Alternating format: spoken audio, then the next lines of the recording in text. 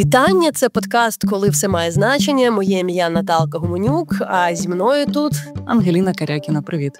Ліно, сьогодні ми представляємо твою співрозмовницю на розмову, з якою я дуже чекала і дуже хочу послухати, про що вона говорила.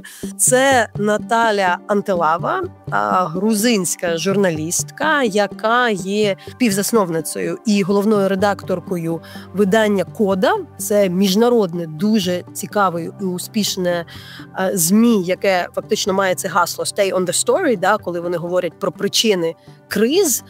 Воно не є грузинським. Наталка має дуже великий міжнародний бекграунд. Вона була кореспонденткою BBC дуже довгий час, а зараз створює, власне, цю міжнародну спільноту. Вона так само є засновницею фестиваля ЗЕГ в Грузії, який також збирає провідних світових інтелектуалів в цій країні останні роки. Він про сторітелінг, про іншу журналістику.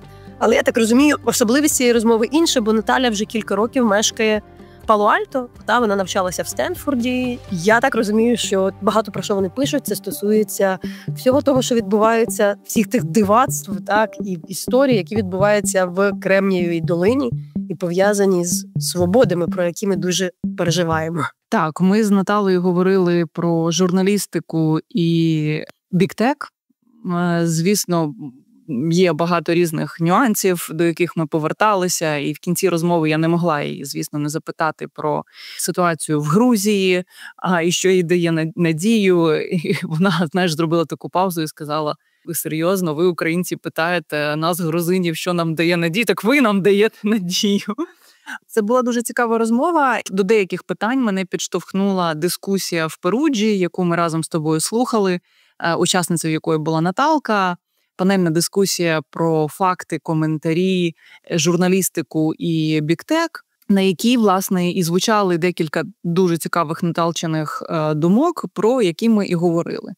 Я починала з того, що пролунала, така фраза Наталки, що вона оптимістично налаштована щодо журналістики, але песимістично щодо медіа. І ми говорили про те, як функціонує взагалі тепер медіаіндустрія, чому вона залежна від великих технологічних компаній, погано це чи добре, який може бути з цього вихід, що з нашим життям зробили соціальні мережі, які функціонують за нинішнім алгоритмом, ми не знаємо, як буде в майбутньому.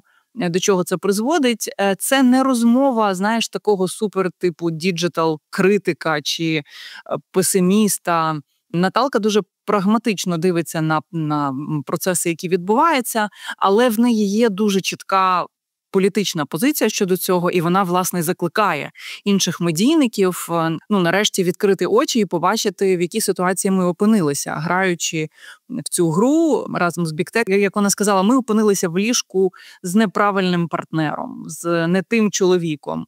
Він нас туди затащив, бо йому це вигідно, а ми думали, що це по любові. Воно це не по любові, і шлюбу в нас не може вийти, бо в нас різні цінності. Ти пам'ятаєш цю яскраву сцену, де Наталка насправді публічно намагалась витягти з Алана Rusbridgera, колишнього головного редактора The Guardian, обіцянку, що він вийде з борда наглядової ради Мета, куди його покликали на оплачувану зарплату. Наталя вважає, що він своєю присутністю, своєю репутацією як одного з найбільш легендарних європейських головних редакторів відмиває репутацію Мети, особливо в час, коли ми чуємо від Закерберга все, що ми від нього чуємо, так. Але я також, доки готувалася, я дуже багато якихось матеріалів коди для себе відкрила, тому що раніше я дивилася, читала коду час від часу. Це було якийсь час тому, коли вони відкрилися на хвилі російської пропаганди, вони писали багато про війну Росії в Україні, про російську дезінформацію, пропаганду, про Донбас, і це було дуже цікаво. Потім на якийсь час вони випали з мого фокусу, і тут я для себе відкрила їхні матеріали про біктек. Власне, ми там і говоримо про серію подкастів, присвячену Кремнієвій долині, і людям, які зараз працюють за AI, що це за люди. Я Наталку запитала, наскільки це питання є ідеологічним, а не економічним. На її думку, от виходячи з того, що відкрив цей подкаст. І вона дуже цікаво відповідає на це запитання. Я також не збираюся спойлерити. Нехай наші слухачі, слухачки послухають для себе, зроблять висновки. Але ти знаєш, я тобі так скажу, Наталка надзвичайно мене надихає. І, знаєш, це людина, яка зробила блискучу кар'єру в BBC, яка мала мільйонну аудиторію і яка подорожувала світом, висвітлювала там землетруси, конфлікти, вибори абсолютно в усіх точках світу. І в якийсь момент обрала для себе інший шлях. Вона вирішила, що цієї роботи з breaking news їй мало. Це не призводить до того, до чого вона би хотіла, щоб воно призводило. І це не лише лишатися з історією, слідкувати за героями, слідкувати за розвитком історії. Це і те, що, знаєш, частково намагаємося робити ми в деяких своїх проєктах. Вона це називає connecting the dots across geography, тобто шукаючи паттерни якихось речей по всьому світу. І це надзвичайно цікаво. Це те, що їй дає можливість, її досвід, глобальної журналістики, тобі дає цей досвід, цю можливість, цей досвід. Тобто ти бачиш ці речі, ти була в багатьох країнах, і тобі легше це робити, вони у тебе перед очима. А кода – це ціле медіа, яке це робить, яке досліджує олігархат по всьому світу, яке досліджує дезінформацію, авторитаризм по всьому світу. Вони, можливо, якісь матеріали роблять трошки довше, тобто це не новинні матеріали, але там і блискучий склад авторів. Я задала їй це запитання стосовно впливу, який вона, як вона вважає, як журналістка має. От вона працювала на BBC, мала величезну аудиторію, тепер вона працює з кодою, це зовсім інша аудиторія, як вони вимірюють успіх.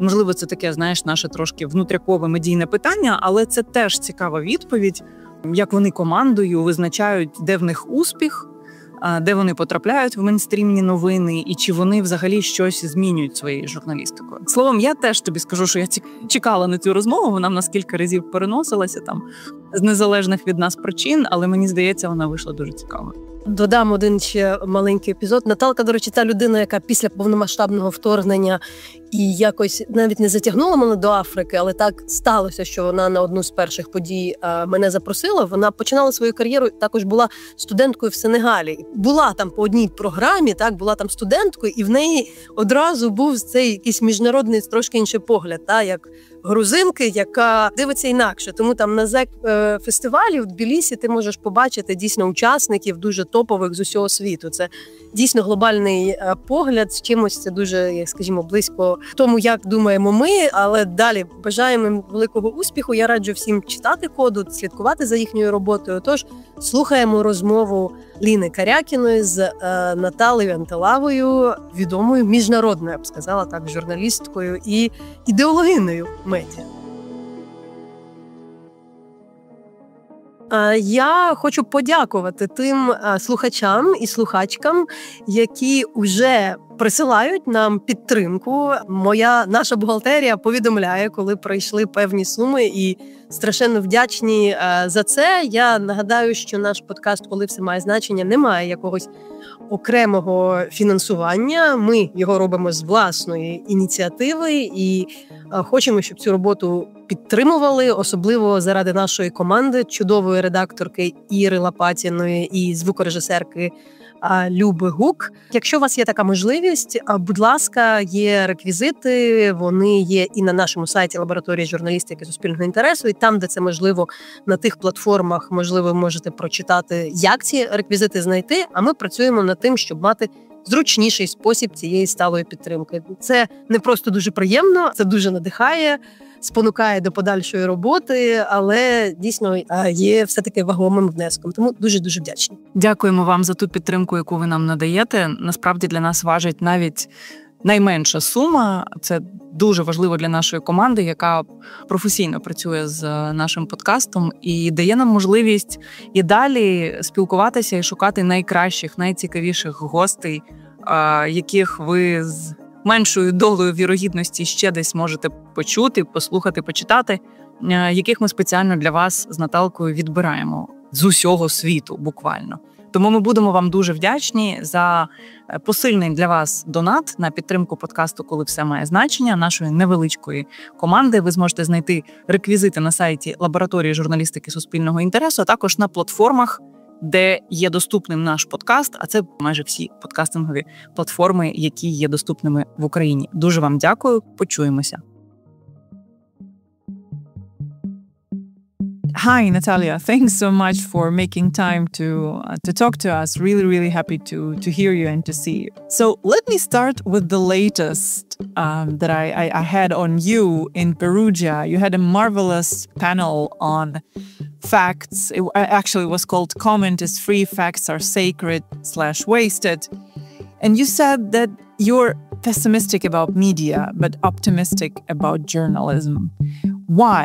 Primarily because I have, over the last few years, and I think maybe over the last decade, I have noticed that my sort of belief in journalism has grown almost in proportion with my disillusionment with the industry itself.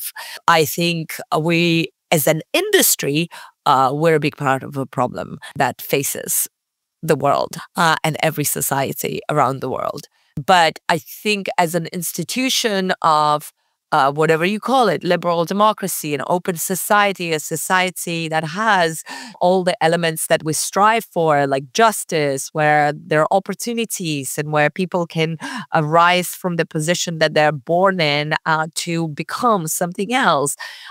I think journalism is an integral part of that and still can and will continue to play a really, really important role. So that panel that you mentioned in Perugia, I think for me, it was sort of the perfect example of that tension that I have always for a long time felt in myself. You know, I love the work of individual journalists. And I think there is more fantastic journalism today than we've ever had before. I believe that audiences want the stories and will continue to need us tell them, whatever it is that we journalists become. But I'm also frustrated by seeing so much of the groupthink in the industry that has trapped us into a position where the industry itself is part of the problem rather than part of the solution. You also had an argument which I totally agree to, about the facts. I frequently hear from journalists, from media managers, even from donors, that we need to find ways to put more facts, out there online, like to let people know the truth. But at the same time, it doesn't feel like people are lacking the truth or that people are lacking the fact. It doesn't feel to me as well that facts is something that we lack. But what exactly do we lack then? What do you think? I generally think that one of the greatest sort of fallacies of our modern era is that we have, and that's where media has a lot of responsibility. The industry has a lot of responsibility for this. We have equated the quantity of information to understanding. We kind of have said more information is out there, better we understand things. And of course, it's true to a point, right? It was obviously in the Soviet Union, we had the lack of information and there was a lack of facts and we needed them. But we live in a completely different era where there is a total abundance of information and there is abundance of facts. And noise has become the new censorship that has been very effectively weaponized by authoritarian governments and populist politicians and people who are in the game for their own benefit and for the money and power, right? They come in many shapes and forms, but ultimately, what unites them is that they're in the game because they want more money and power. And they have very successfully weaponized the noise and weaponized the abundance of facts to their personal gains. Meantime, putting out more facts and putting out more high quality information into the environment that is just teeming, already just completely overloaded, isn't helping anyone to get more understanding. journalism has a responsibility in the age where everyone is a broadcaster and publisher, where everyone has a voice, which is kind of wonderful in a way, but can also be weaponized and manipulated. I think journalism has a unique role to sort of say, well, we can be the filters, right? We don't need to be the gatekeepers anymore, because the gatekeeping didn't work either, but we can be the filters, we can be the curators, we can help people to make out what really matters and what doesn't, and what is really important and what isn't. And I think many individual journalists are very much doing that. But I also think that the industry as a whole has instead completely stuck with the path that we were put on, that it chose to be on, really with the creation of the CNN. It was Ted Turner who came up with the concept of breaking news and the 24-hour news cycle, which actually means that you're just filling the space with whatever you have, whether it's quality or not. So, and it was that first foundation of this, the concept of 24-hour news cycle, if you think about it, is the concept that none of us really question, very few of us question, but that's the foundation of the modern media industry, of the whole establishment news machine. But if you think about it, it's bullshit. Okay, there are some situations where, there is news that is happening and you need the updates to keep everyone updated. But do we really need to keep everyone updated on every word and step along the way of a really, of a populist politician who is broadcasting it across his channels anyway? Or should we go and do something else? And should we go and do something differently? So that's, I think, where the real issue is. And then the social media platforms and the internet, it really built further. It amplified that whole 24-hour news cycle that CNN had created, and then everyone else picked up. It really brought it to a different level with the internet, that just became this bottomless pit of updates, right? Completely, you can just keep throwing information into it and it never ends. And all the information is available, and yet we're more confused than ever. And then obviously this problem is about to be even further magnified by the AI, where we're no longer going to have humans putting this stuff out, but we're going to have bots putting it out and the robots putting it out. So we live in this age where it's like a tsunami of information, and a lot of this information is facts. There's plenty of facts that are out there. And I think this is where the problem, I think everyone in Ukraine is well aware of, there's this whole disinformation industry that has sprung up, right, around fighting this phenomena. What that industry, and this is an industry that was funded by the State Department and, to counter was coming from Russia, but from everywhere else. But I think in this counter disinformation effort, what was never properly addressed was the root cause of it. And the root cause is the fact that, we now live in the world where the architecture of information is designed to support the rubbish and the shit that is being put out. The Silicon Valley companies have built their business model on virality and traffic. And the news industry, instead of saying, hold on, this doesn't promote the values that we believe in, they said, oh, this is a great model, and let's put out loads of cat videos, put more stuff out, let's join them, right? And this has led to the environment where people no longer trust mainstream media in many ways for a good reason. I'm obviously simplifying a lot of it. There is a lot more to it. But I think it's really important to look at the roots and look at the context and look at the structural issues, because, villains like Putin have always existed and will exist. I mean, he's in a special category, but still. But it's the system that he can now use as a tool that needs to change in order for us to be able to confront it in any meaningful way. And unfortunately, the Western news media has not been part of that true confrontation and true solution. So it gets me thinking about the general tone of the media industry as an industry. I mean, I am part of the European Broadcasting Union News Committee, with other public media representatives.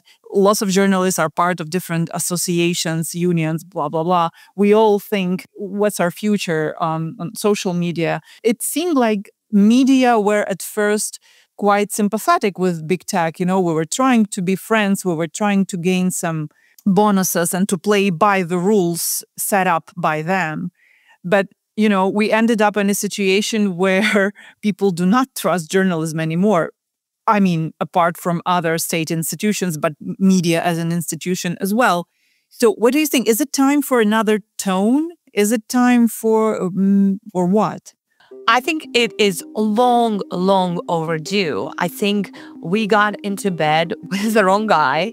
They were never in it for love. They were in it because it suited them. We as the industry fell for big tech for a whole number of reasons, including the fact that they courted us. They came to our conferences. They gave us money. Google has spent hundreds of millions of euros and dollars on their programs with the newsrooms in Europe. The industry got it. Like Financial Times Strategies is the FT's one of my favorite papers. They have FT Strategies is the bit of it that deals with media and tech in the future.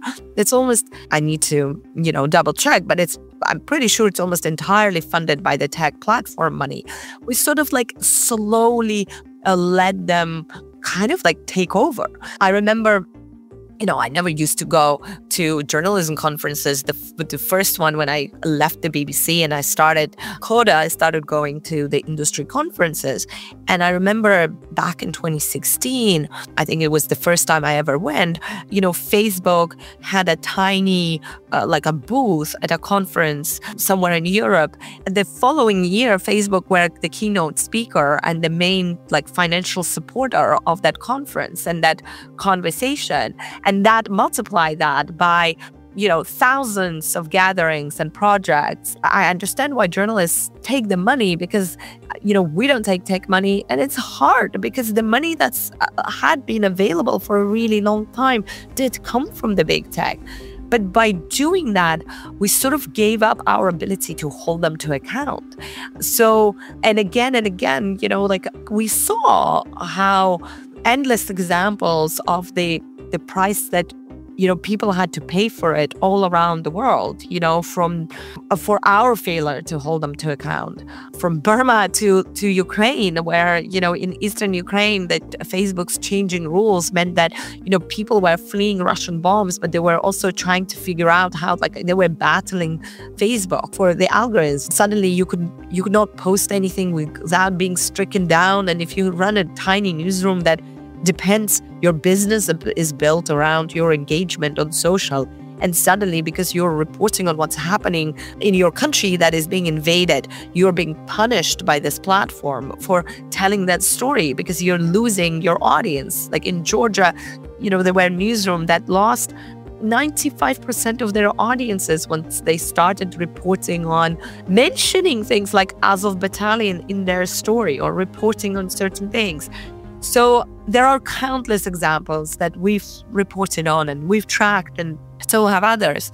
So you can't, no one lives in a vacuum, right? We don't live in silos. We live in the world that's deeply interconnected, where decisions made in one industry affect the other and so on. It's not even the fault of the Silicon Valley and the companies. They have their business model. They are fantastically imaginative. They've come up with great solutions. The problem lies with our industry that somehow thought that their solutions were our solutions. And, what they were suggesting was also working for us. We kind of drank the Kool-Aid. And what should have happened was an alignment, was closer and more thoughtful examination of whether we are aligned on the values.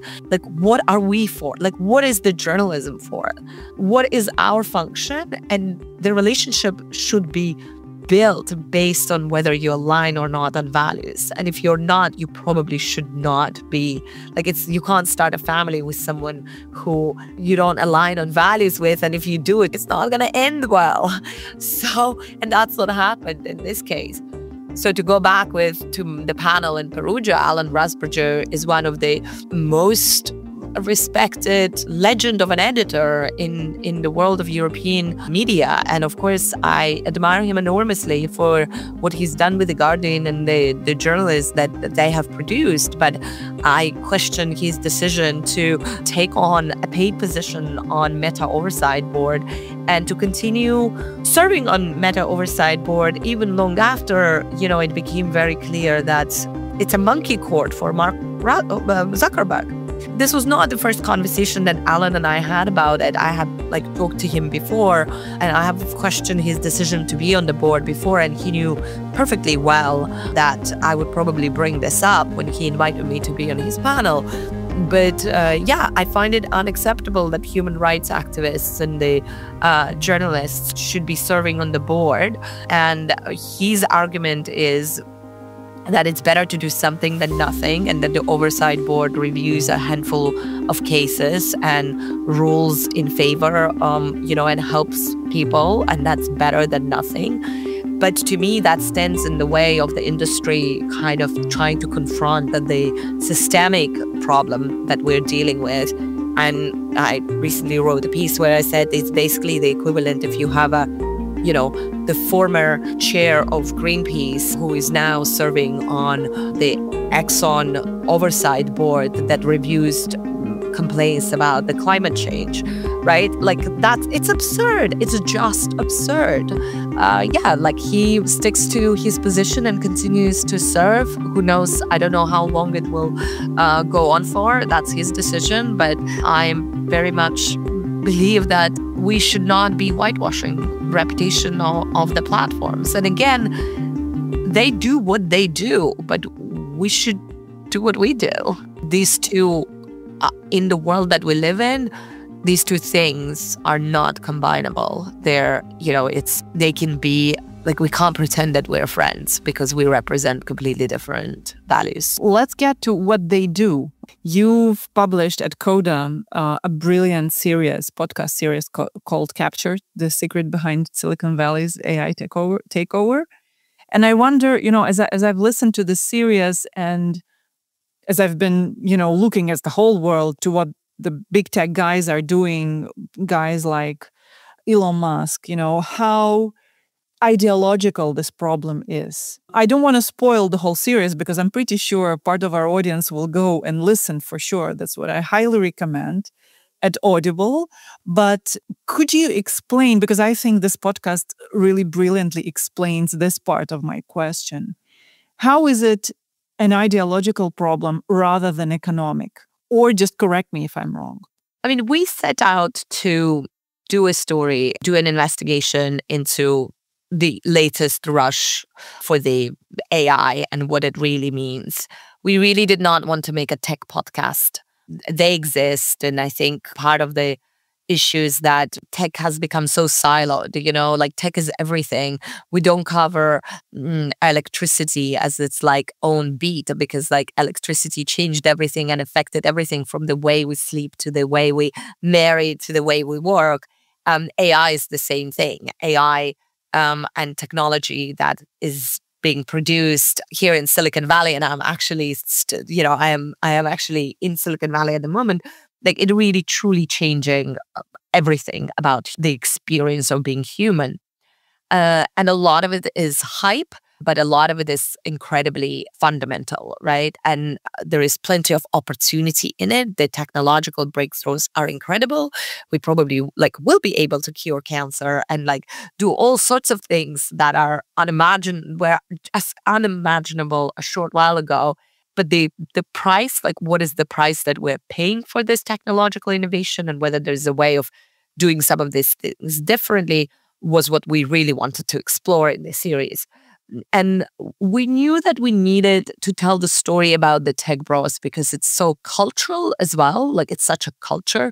We sort of like almost needed a tech bro to help us tell the story about the tech bros. So the tech bro we did it with, and that's what he calls himself, that is Christopher Wiley, who is a data scientist and who blew the whistle on Cambridge Analytica that led to the most consequential revelations about Trump and the run-up to his first election and so on.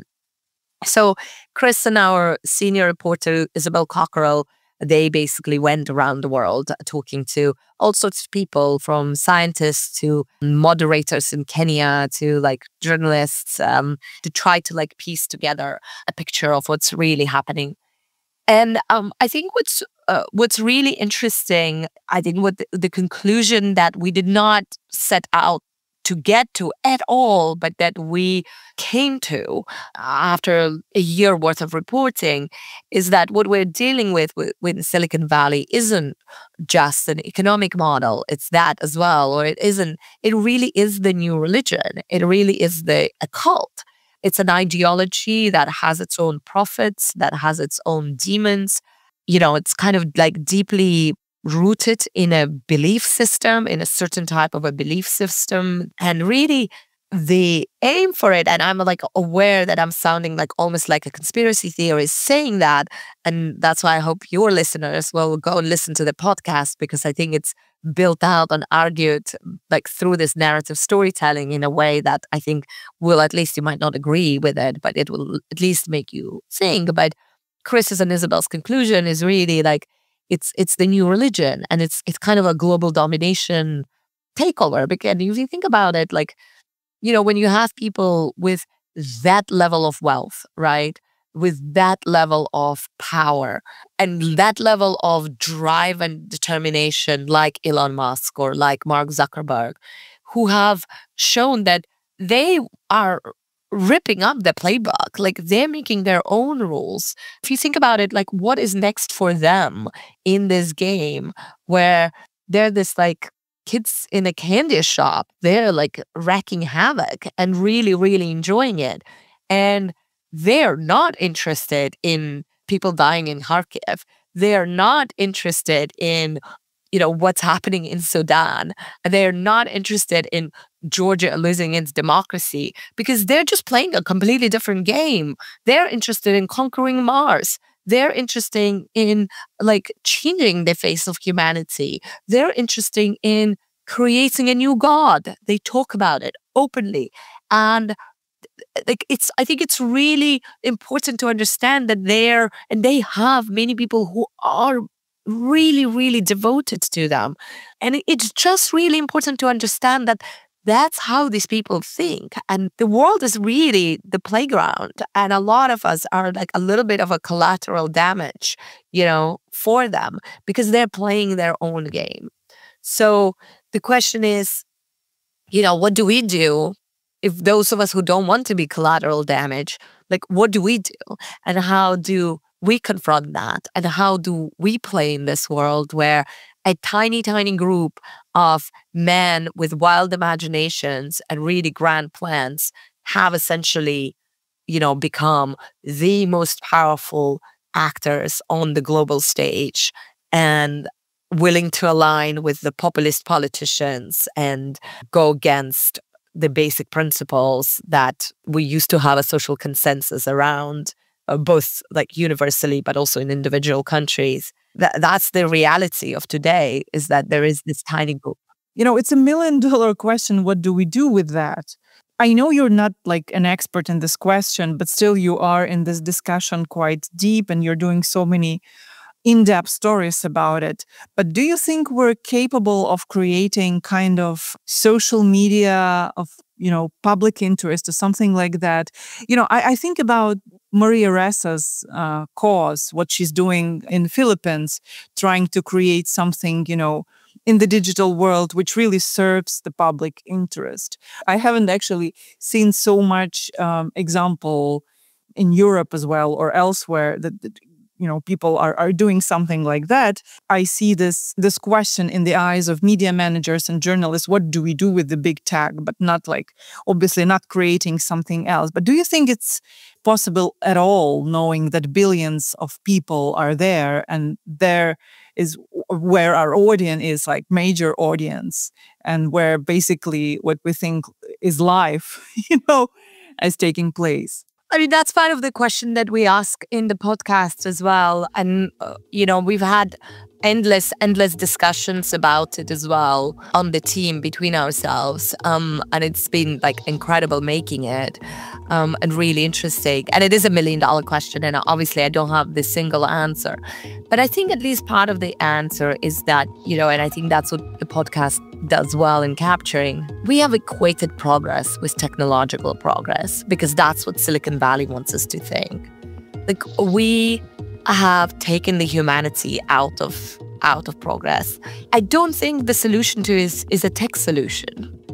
But I also think whatever the solution is does not mean that we need to give up the convenience of being able to order an Uber or get DoorDash or Glovo bring food to our doorstep, or not be connected anymore. I think what we need to do is the most important thing that needs to happen is that we need to figure out what the red lines are and where do we find the spaces where we can have true conversations. And they don't have to be digital spaces, right? Or they can be a version of digital spaces. But we need to find a kind of a collective consensus of what the values are and what are we protecting and how we align around those values. What do we accept and what we don't? And to be able to do that, we need to understand what these powerful people want. And as journalists, what we need to do is the same thing that we need to do all the time, is report. We need to report on them. We need to report on things that they say. We need to report on things that they do. And we need to put that in context of the stories. We had another panel in Perugia, with Chris and Isabel about the podcast. And Chris said it very clearly. He's like, why are you journalists not questioning some of the things that these tech guys say? When Sam Altman goes to Congress and says there will be no more jobs in 50 years or 25 years time, why are you not saying no? Or why are you not asking him why? What gives him the right to say there will be no jobs? Why are we not reporting on what it means that there will be no more jobs? Why are we not taking them seriously? These are men with a lot of money and a lot of power. Why? And a fantastic PR operation that has completely captured the narrative around tech. When Brian Johnson says, we are creating a new God to millions and millions and millions of his followers, why are we not questioning that? Why are we not reporting out on the connections between the increasing number of people who are starting to subscribe to that ideology and are also saying, I'm not going to tune into news anymore because the news does not affect my life? Why are we as journalists not coming up with ways to tell these people that, yes, it does? Why do we keep offering them just the latest drama and tabloidy kind of clickbait instead of offering them stories that really tell them, no, this is how it does affect your life?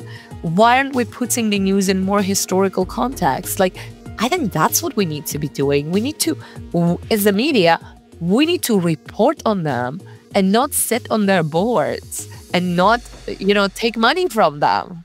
Okay, but you are already doing that. Let's talk about CODA. CODA emerged probably on the rise of Russian global propaganda, or, the world opening its eyes to the Russian propaganda. You argued at that time that context, what matters the most.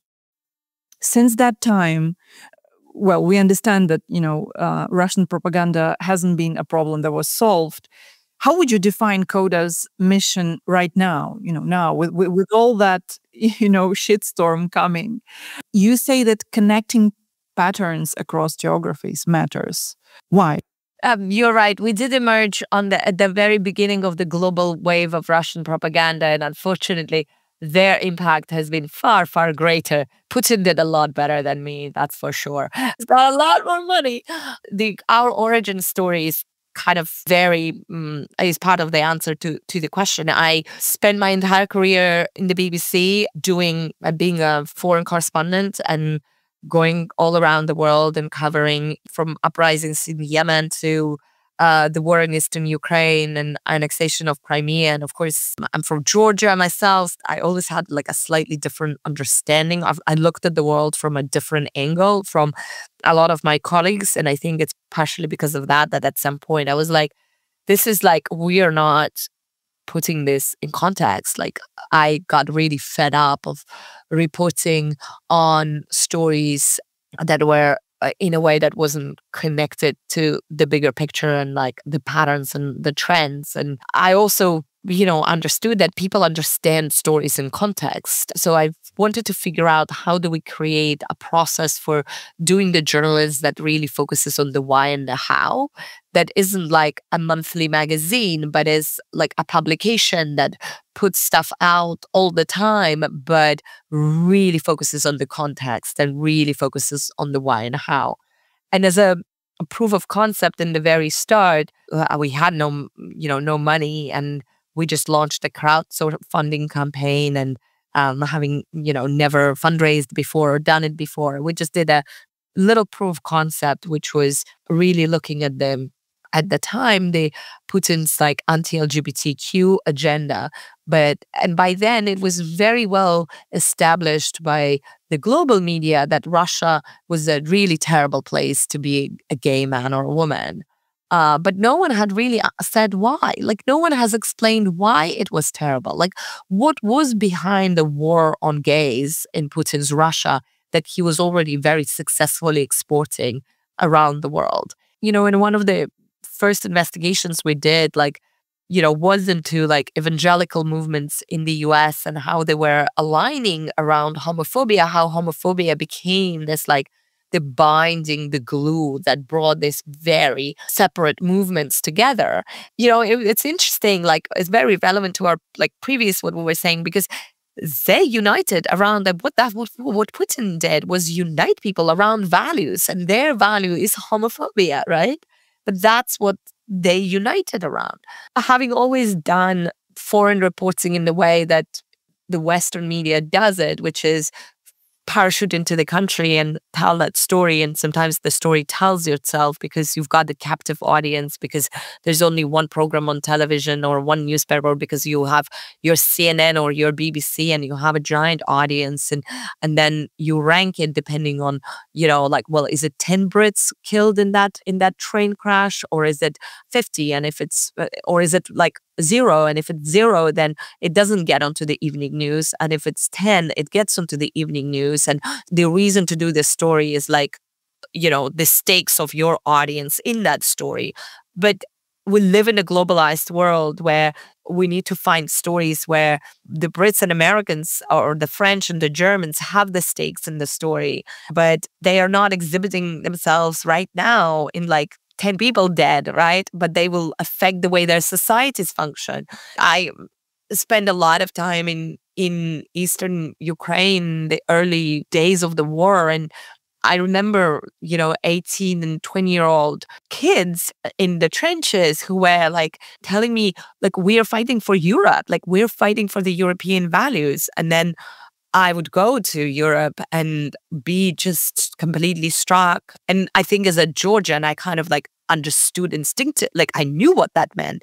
And then I saw that like no one got it. They didn't get it. And tragically, they still don't get it. Like after everything that Ukraine has been to, they still don't get it. So I really saw both the responsibility and an opportunity for journalism to try to explain it in ways that are engaging and in ways that really put these human stories in the bigger context that like connects these dots. And that's essentially is my very long answer to your question. I think that's why it's important to, listen to the local voices and to understand the global patterns and to explain how they connect and how something that happens in Manila pops its head in Minnesota, and how a closure of libraries that happens here and there around the world suddenly turns into this big populist war against culture. These are really important connections to make, and journalism has all the tools and everything we need to tell them.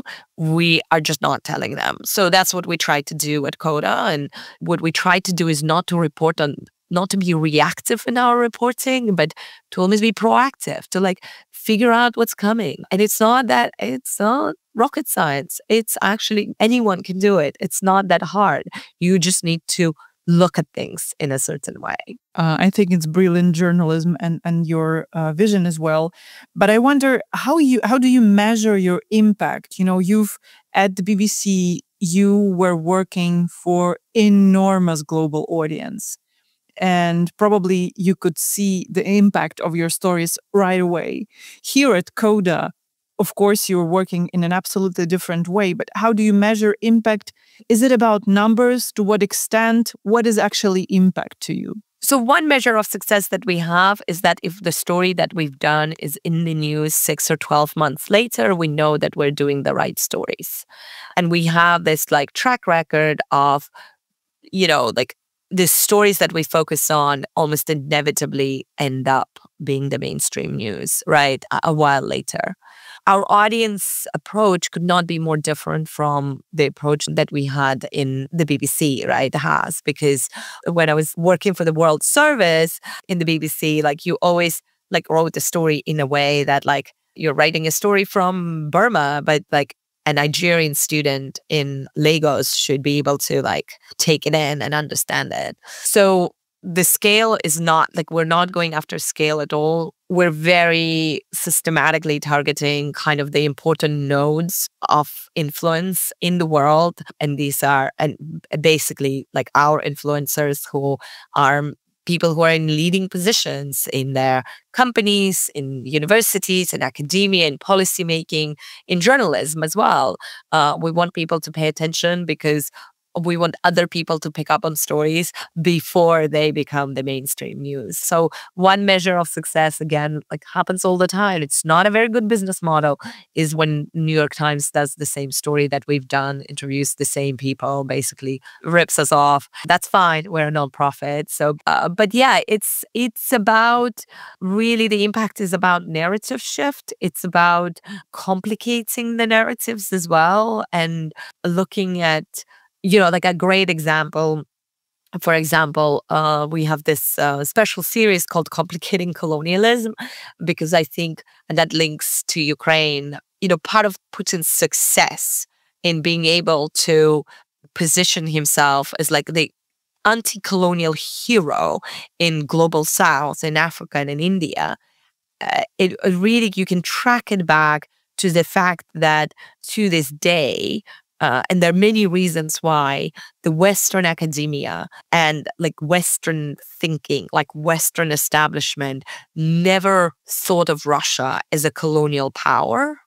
So, and that gets us to this bewildering paradox where the guy who is waging the biggest colonial war of the century is also the anti-colonial hero for the others. So we did this whole series, and we had events, and we had pieces published where we try to challenge that thinking and report it out and figure out how do we look different, basically reframe that thinking, right? So that's one example. The reframing of what if we forget the tech, and what if we look at Silicon Valley as an ideology? What happens then? How does it make us think, right? How does it change how we understand this phenomena? So, and for that, yeah, that's the approach, and that's the approach to impact. It's the narrative shift that we go after. You're in Silicon Valley now, but you're Georgian. And CODA was founded in Georgia, if I'm not mistaken, right? So I have a question about Georgia. How do you still work as a journalist and, maintain your work in civil society in Georgia with everything that is happening? That's like one part of the question. And the second part of the question is, what gives you hope for the Georgian future? Yes, I am Georgian, and my co-founder at CODA was American. So we founded CODA in the US. Our audience was always primarily here, but I was based in Georgia until I came here, and I came here for a fellowship, right? So that's like a side point. So the important thing to say is that I'm not there. So I don't want to speak on behalf of people. We have a team, obviously friends, and my family is there and everything, but I don't want to, I'm in a very privileged position of being on the outside and not having to cover what's happening. And we do through different ways for our audience, but it's very different when you are a local outlet. But we have so many people have been arrested and are in jail and are facing like really grim, overnight change. And there's a lot of courage, and there are lots of brave people, and they're also trying to figure out how to navigate and how to survive.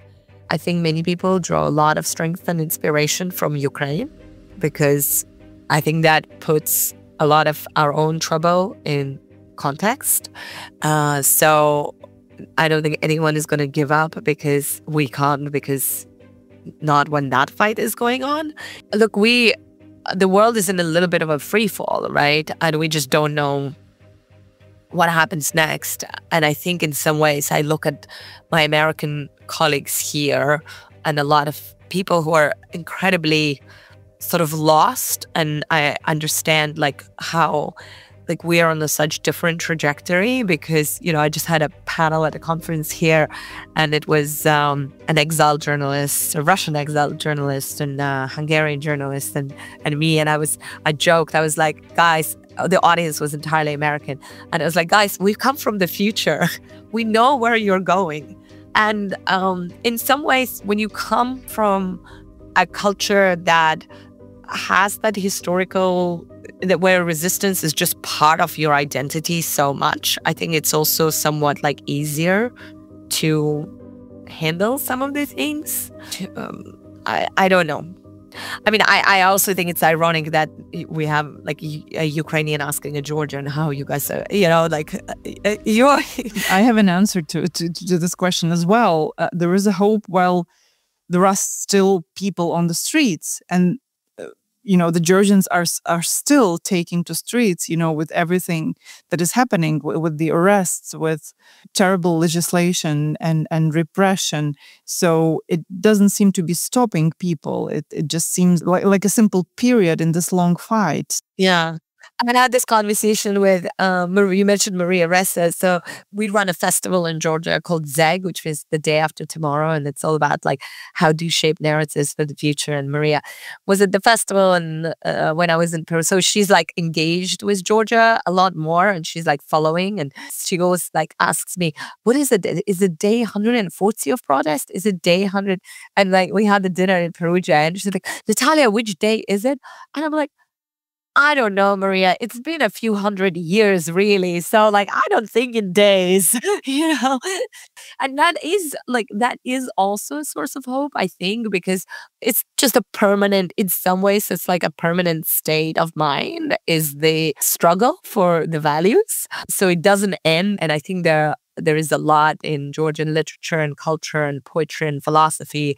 There is a lot of the idea of the eternal, the freedom is something that you always fight for, you never take it for granted. And that's a lesson from a country that is always, under threat and under attack. But, that's a slightly bigger context to a very real and a really horrible plight of so many people who are under a terrible assault at the moment and facing a very uncertain future. Yeah, freedom as absolute virtue. I do understand what you're talking about, but at the same time, we don't see. as a person from the outside, you are in the US now, so I wanted also to ask you this question, probably my final one. It doesn't feel like a struggle in the US so far with everything that is happening. You are in media circles, civil society circles, academia. What gives you hope and your colleagues that something will become better or improve or stop just taking place, some absolutely horrible things? Because it doesn't seem like a struggle at all. No, and it doesn't feel like one here either.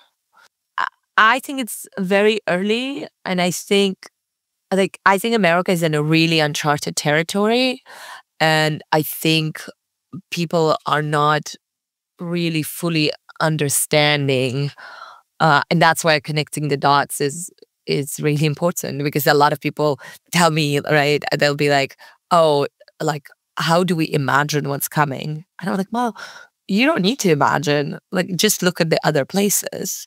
And okay, we don't know how the movie ends. We've seen many variations of the script.